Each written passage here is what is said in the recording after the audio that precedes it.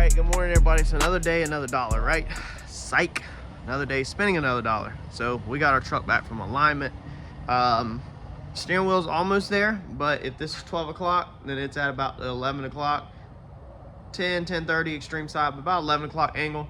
And they complained on the invoice that one of our sides, our driver's side, is 3/4 of an inch lower than the passenger side. So I got the invoice here. So we need a track bar ball joint, we need a right front outer lower tie rod, and the left front height is 3/4 low. Bad power steering, leak, and brakes. So that was our notes on our alignment. When we dropped it off, y'all know that we had the power steering issue and the brakes issue. 3/4 lower on the driver's side. I think I figured it out. I'll show you real fast, and then we're gonna get going this morning. We're gonna pack our tools and roll. We hit the local pick and pull yesterday, got a power steering, so we fixed that. It's just a simple power steering pump. These power steering pumps on this truck, it's actually kind of crazy how big these trucks are. This is the power steering. That's it. That's the power steering. Oh, a little bit messy. So we changed that out yesterday. Power steering's fixed. Brake fluid was probably a 1/2 quart low, I think. It was decent low. Topped that off. Brakes feel good now.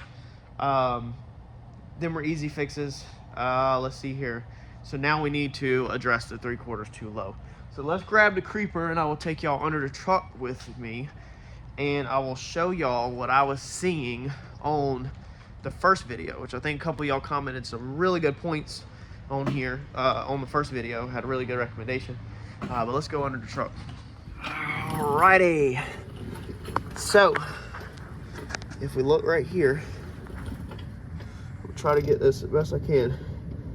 Y'all notice how bad that's jacked up? So I'm holding the camera level to the ground so you can see how uphill this thing is. Also, you can see this bushing, how far it's sticking out. Okay, let's go over here to the good side and I'll show you. All right, holding the camera 90 at the ground, bolts 90 from the ground. All right, the bushing is set in there like it's supposed to be. It's not sticking way out on this side. It's set up in there. These are your radius arms, your big lower control arms on these Super Duties. So if we go back over here, now y'all can see how crooked this is. And again, I'll sit the phone on the frame rail, you can see how jacked up this is. Okay, so the phone's touching the frame rail. So this lower radius arm right here is pretty jacked up. So what we're gonna do is we're gonna go grab another bracket. I actually have another Super Duty frame way out in the country in the woods. So we're gonna make a trip and cut a section off to grab this bracket off of the other Super Duty I parted out. They make aftermarket ones of these that drop down 2 to 3 inches for when the truck's lifted. However, it's like 300 bucks. So since I have one, I can bolt it in, cut these big factory rivets off. The new aftermarket ones bolt in with grade 8 bolts. So we'll bolt the factory one back in with grade 8 bolts. And then I'm hoping we can just get another bushing and press another bushing into the factory radius arm and be good, because the radius arm itself does not look bent when I look at it, and when I look down it doesn't look bent. So it looks like it took all the blow to the bracket and the bushing. Normally once something starts to bend, it keeps on going until it can't no more, and then the bend will go somewhere else, or the pressure will go somewhere else. So I think that all of our force was taken by this bracket and this bushing, and not the actual arm itself. But like I said, I had a driver radius arm. I don't know if it's with the frame or if it's gone. I feel like it's gone because I used the passenger on the last wreck Super Duty I did. But we'll have to see when we get there. I'm pretty sure it's just a bare frame. So I think that's gonna be our issue for this. So let's go grab our parts. Now I did, of course, pull some measurements before deciding to do this. I didn't just go under there and decide that, hey, it's bent, it needs to be replaced, because not everything that's bent, believe it or not, needs to be replaced when you're rebuilding salvage. Some things that are bent does not affect anything else. This one, I think it is. We're getting, no matter what point I measure to, from the front bolt where the radius arm bolts to the axle to any reference points on the frame, I'm getting 1 inch shorter on the passenger side or the driver's side than I am on the passenger side. So the radius arms are the exact same. They're 39 inches to the T. So both of them measure at the same lengths, but from bolting point to reference point, I'm getting 1 inch shorter on 3 measurements, 3 out of 3, on the driver's side. So if you take that radius arm, or this axle, and you pull that axle this way, then that's going to take your leaf spring right there, and instead of your shock, instead of your coil spring, instead of your coil spring being straight up and down, it's going to kind of put the coil spring at a curve.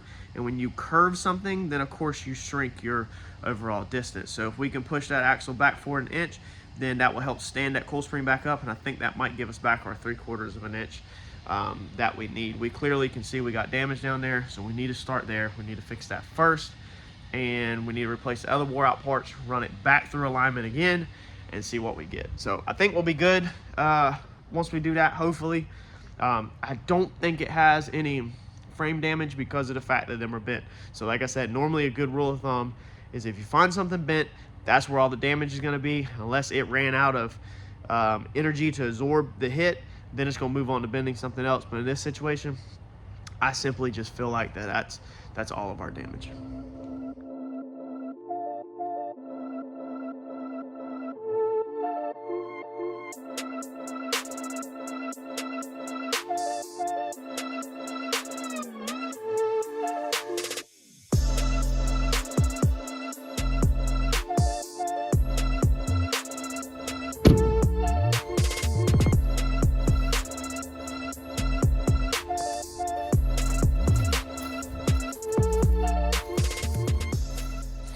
All right, so let's get unloaded. I had a 1500 Silverado back half out here also over there. And then I've got this F250 complete frame that we're gonna cut our brackets off of. So we need to get this thing jacked up.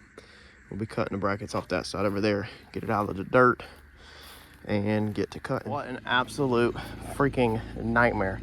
Getting this thing off the frame at the shop is gonna be fun. So these rivets didn't even come out. The bracket, I pried the bracket off of them. They're still stuck in the frame. So I guess on our truck, they're gonna have to be drilled out or something. That is a freaking nightmare, man. I mean, these things ain't no joke. I guess them up there are gonna also have to be drilled out at the shop. I'm gonna try to use at a shop an air hammer to get this thing apart. They have that out here. So definitely bent the top up a little getting it out, but it will bolt back up and should pull back tight to the frame. So let's get this thing back to the shop, try to get our other one out.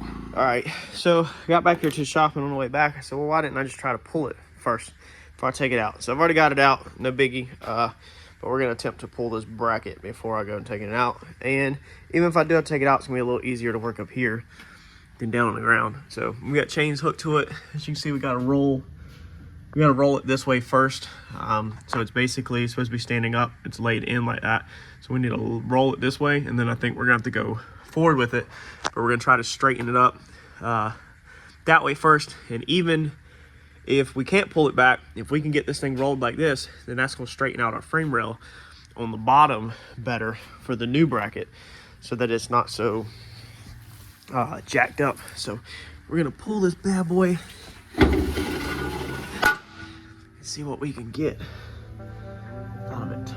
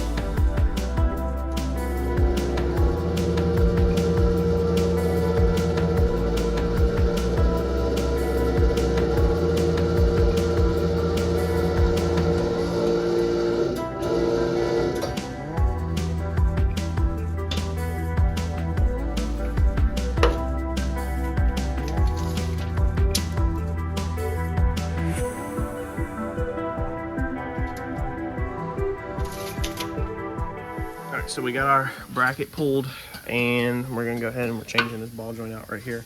So it has a little bit of play, not a ton, but we're gonna put a brand new one in there. This guy right here makes a world of a difference when doing these jobs.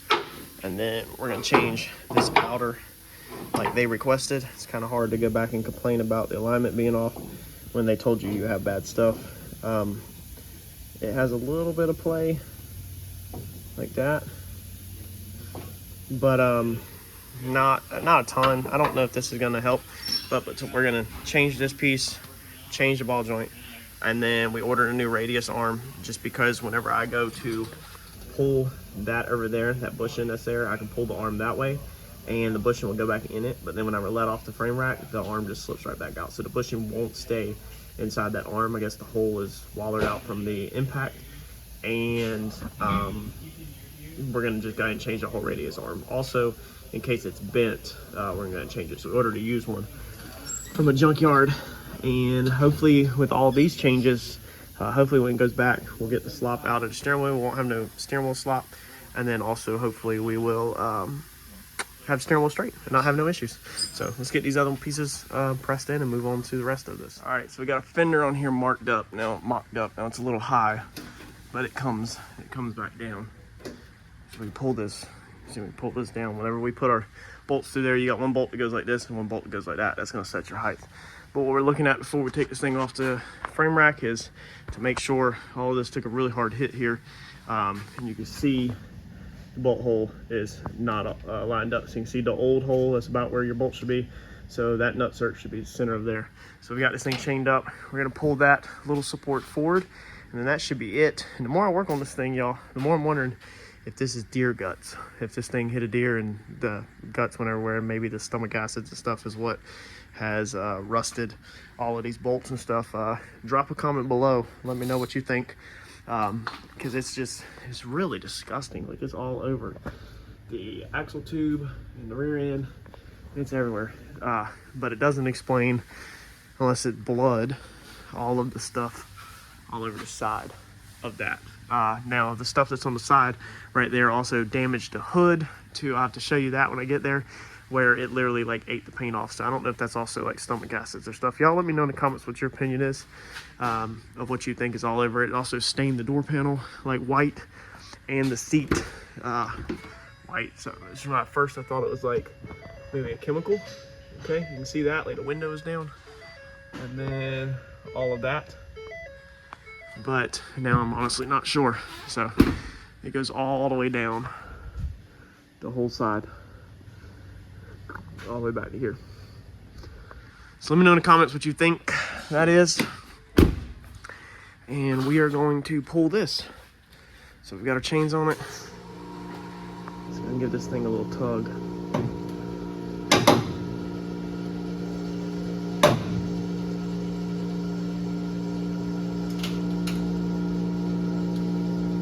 Might have to chain the truck. Yeah, we're gonna have to chain the truck. So I don't currently have the truck chained because I was ready to come down. So I guess let me put a chain on it and then we'll try it again. Let's see if that's enough. Simple little 45 like that. I really don't want to pull out all the straps.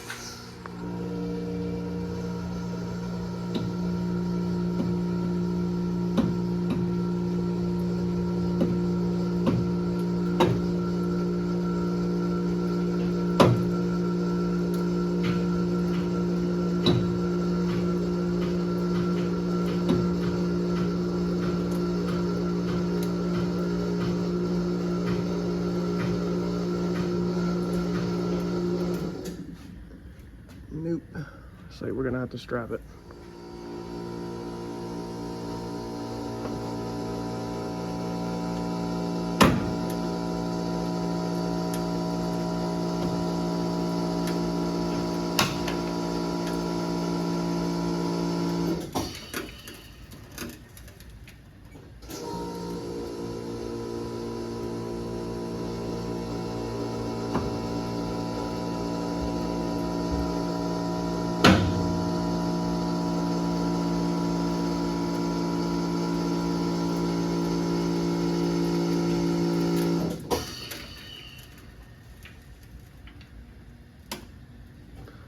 So there we go. You see that lines back up in the center. Relax the chain, pressure on it, lines up. So we're good to go.